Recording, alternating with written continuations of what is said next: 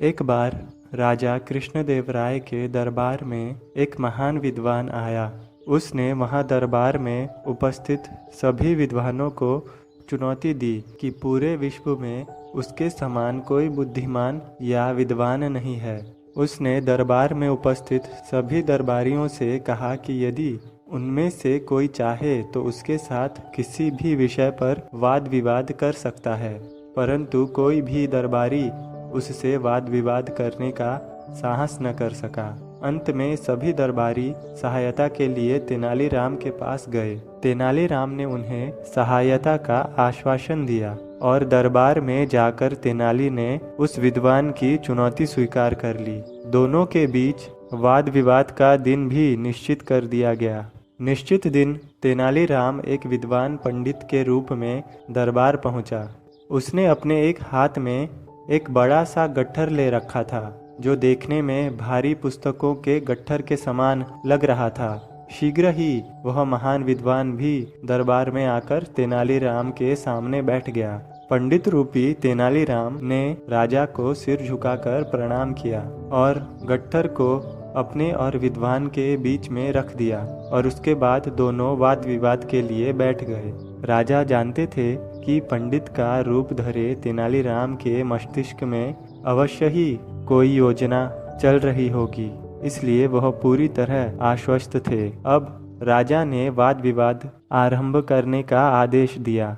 पंडित के रूप में तेनालीराम पहले अपने स्थान पर खड़ा होकर बोला, विद्वान महाशय, मैंने आपके विषय में बहुत कुछ सुना है।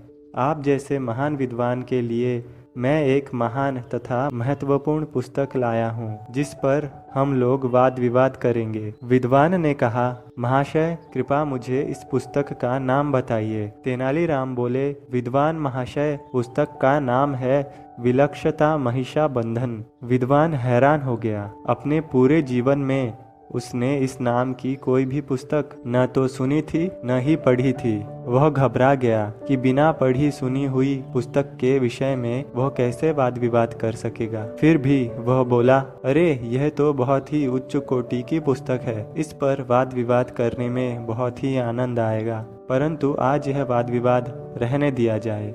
मेरा मन भी आज कुछ अशांत है और इस पुस्तक के कुछ महत्वपूर्ण तथ्य मैं भूल भी चुका हूँ। कल प्रातःकाल स्वस्थ व स्वच्छ मन मस्तिष्क के साथ हम वाद विवाद करेंगे। तेनालीराम के अनुसार वह विद्वान तो आज के वाद विवाद के लिए पिछले कई दिनों से प्रतीक्षा कर रहा था, परंतु अतिथि की इच्छा का ध्यान रखना तेनालीराम का कर्तव्य था, इसलिए वो सरलता से मान गया। परंतु वाद विवाद में हारने के भय से वह विद्वान नगर छोड़कर भाग गया। अगले दिन प्रातःकाल जब विद्वान शाही दरबार में उपस्थित नहीं हुआ तो तेनालीराम बोला, महाराज, वह विद्वान अब नहीं आएगा। वाद विवाद में हार जाने के भय से वो नगर छोड़ के चला गया है। राजा कृष्णदेव राय ने पूछा, तेनाली, वाद विवाद के लिए लाई गई उस अनोखी पुस्तक के विषय में कुछ बताओ, जिससे कि डर कर वह विद्वान भाग गया। महाराज, वास्तव में ऐसी कोई भी पुस्तक नहीं है।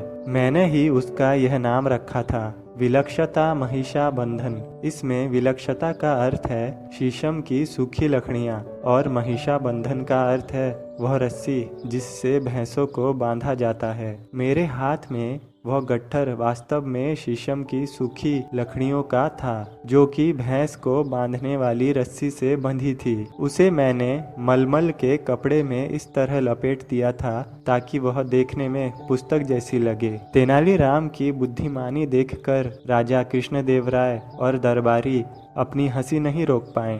राजा ने प्रसन्न होकर तेनालीराम को ढेर सारे पुरस्कार दिए।